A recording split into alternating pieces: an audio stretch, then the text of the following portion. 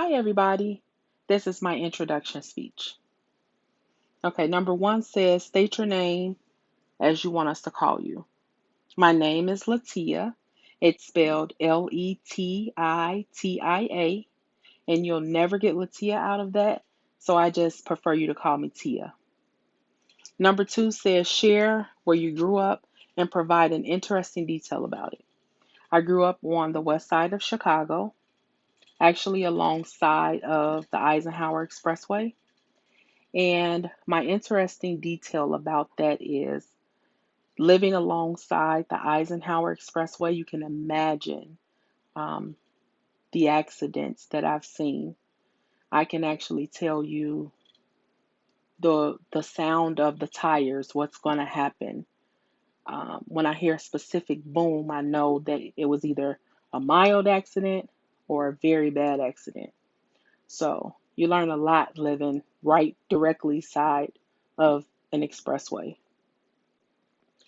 Number three says share the town in which you currently live and provide an interesting detail about it.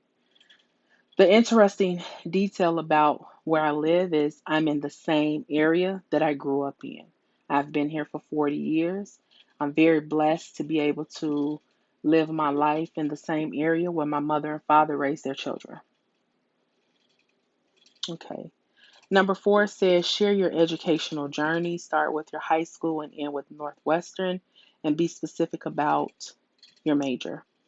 Okay, I went to near North Career Metropolitan High School, located on the north side of Chicago, which is actually around North Avenue and Clybourne.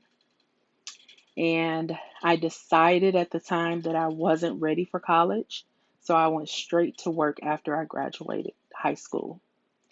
I end up um, working 25 years and decided to change my career, and that landed me at Northwestern.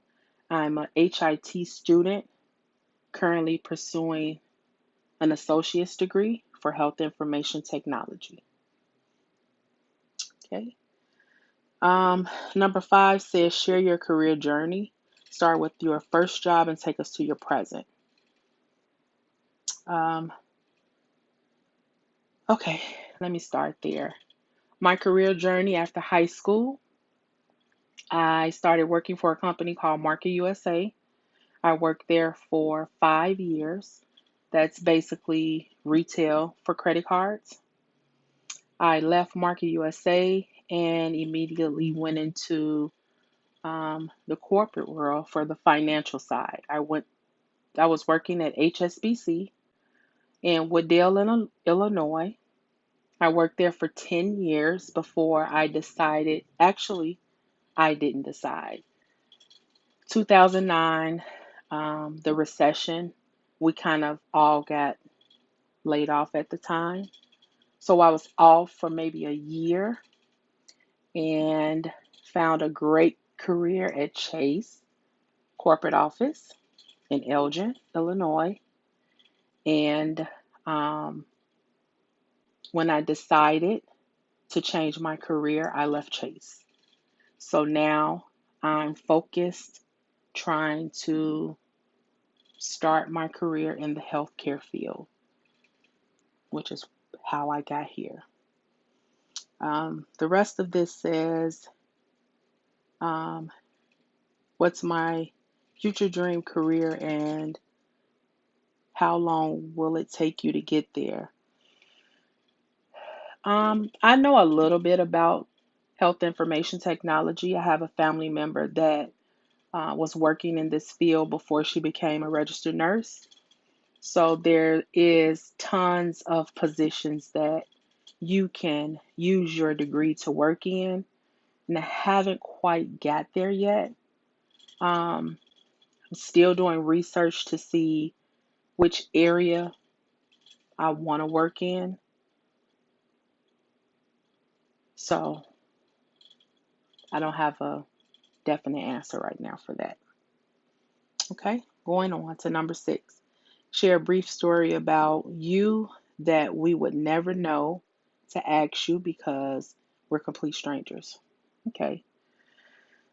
Um, Something about me that you would never imagine is um, I don't do change well. So, with that being said, me leaving my career that I've been working for 25 years and completely walking away, trying to start something new, going into healthcare is a big challenge for me. Didn't think I can do it, and I'm here, still here in school, learning. So, um, I may have overcame that obstacle. Um, we'll see. So, um, number 7 says share what kind of music you enjoy. I'm very simple. Um, I listen to slower, laid back kind of music. So R&B, anything that doesn't give me a headache, basically. Number 8 says hidden talent. My hidden talent would be I'm a great cook. I've learned how to cook within the last 10 years. I'm pretty good. You'll like it. Number 9 says give us your personal definition um, of good communication. Good communication is very simple. Good communication is eye contact, it's your speech, it's your knowledge of what you're talking about, and your ability to listen if it's something that you don't know. So, um, all of those factors run into good communication, and you have to be open to, you know, receiving as well as giving communication.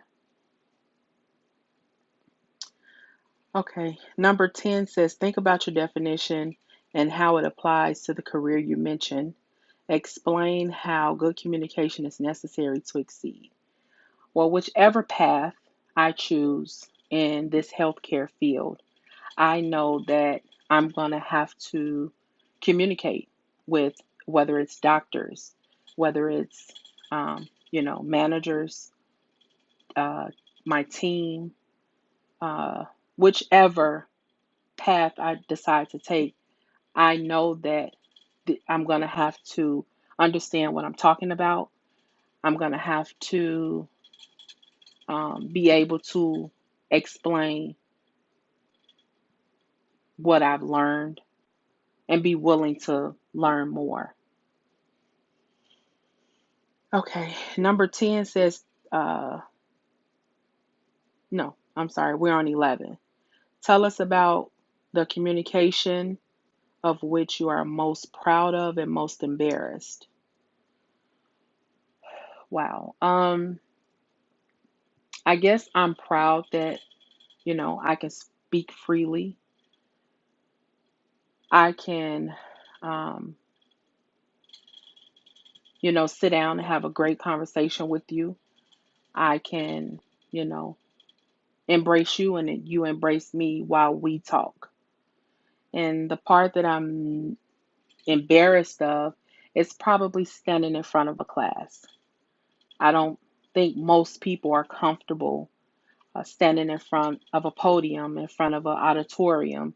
I don't, I've done it before. I can't say that I was comfortable, but it's hard to stand in front of a crowd and speak without, having jitters, without being nervous. I'm nervous now.